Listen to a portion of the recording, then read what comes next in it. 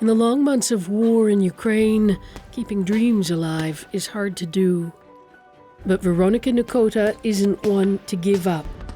At 18, she's already a junior boxing champion and aiming for the Olympics despite the war. We first met her in February in Kharkiv, her hometown.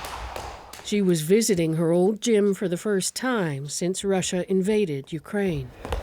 It was so hard because first time after war started, I haven't training. I just do push-ups in my home and like that. And Kharkiv has been one of the most heavily bombed and shelled cities in Ukraine, sitting a mere 40 kilometers from the Russian border. The gym has scars to show for it. Nakota tried moving to another city, but nowhere felt safe. We still hear explosions, and it was felt like death will go into your steps, you know. Following you. Yes, it's so scary. We don't sleep. Nakota says she didn't grow up longing to box, although there is some evidence to the contrary. She took it up at 15, just as her father was diagnosed with cancer. He bought her a set of gloves before he died. Veronika Nakota. She went on to become the youth European champion for her weight category in 2021 and the youth world champion in 2022. I hope Ukraine will go to Olympic, and we don't have troubles with that. But situation right now, it's strange. Ukraine has banned its national teams from competing in events where they might face Russian or Belarusian athletes, even if they're taking part as neutrals, as suggested by the International Olympic Committee.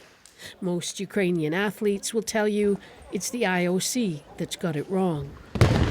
Zan Beleniuk is a gold medalist for Ukraine's national wrestling team and a member of parliament. I lost a lot of my friends, my colleagues from sports, from different positions, and we don't know why we need to think about Russian sportsmen. More than 260 Ukrainian athletes have been killed, according to officials here, and more than 300 sports facilities have been destroyed, forcing some athletes to seek training abroad if they can.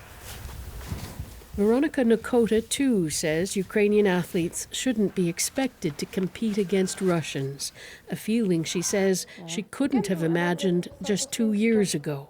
Family, we brothers, but right now it's not. I can't imagine to make photos with Russian people, Russian sportsmen, and. So far, it's still a hypothetical, shadow boxing, if you like. But she hopes she won't have to step into the ring with the Russian athlete or to shake hands with them. If she does, she says her motivation will be that much stronger.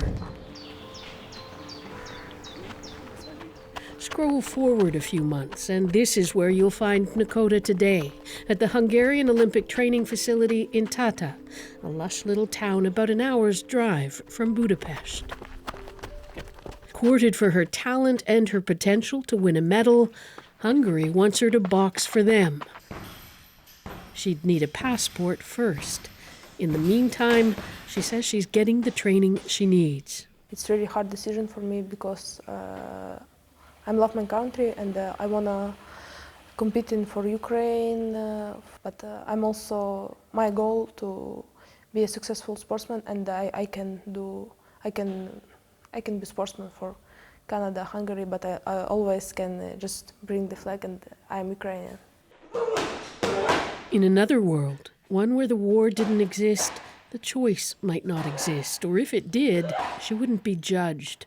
But she knows some won't approve of her decision. Ukraine! In a strange twist of fate, both the Ukrainian and the Hungarian national teams are competing this week in the European Games, Russians excluded from that competition. Well, Nakota is left behind, a solitary figure in the gym. Boxing, she says, is just like life. Because in boxing, you come into the ring, you're alone. She doesn't discount those who've helped her along the way, but in the end, she says, the choices you make are down to you. Something can happen which you don't control, but it's like only your reaction, like your emotions, like this. And if you control you can't control what's happening, but you control you and your reaction for this. Be it to the death of a parent or a country at war and all that comes with it. Margaret, at this point, where do things stand for her? Well, even if she gets that passport, Adrienne, she's still going to have to qualify through competition, so there's a way to go. And she says that even though she would love an Olympic medal, it's not the most important thing in her life right now. She is very happy to be where she is and to be getting the training that she says she needs to progress. One thing I'm not clear on, Margaret, why Hungary?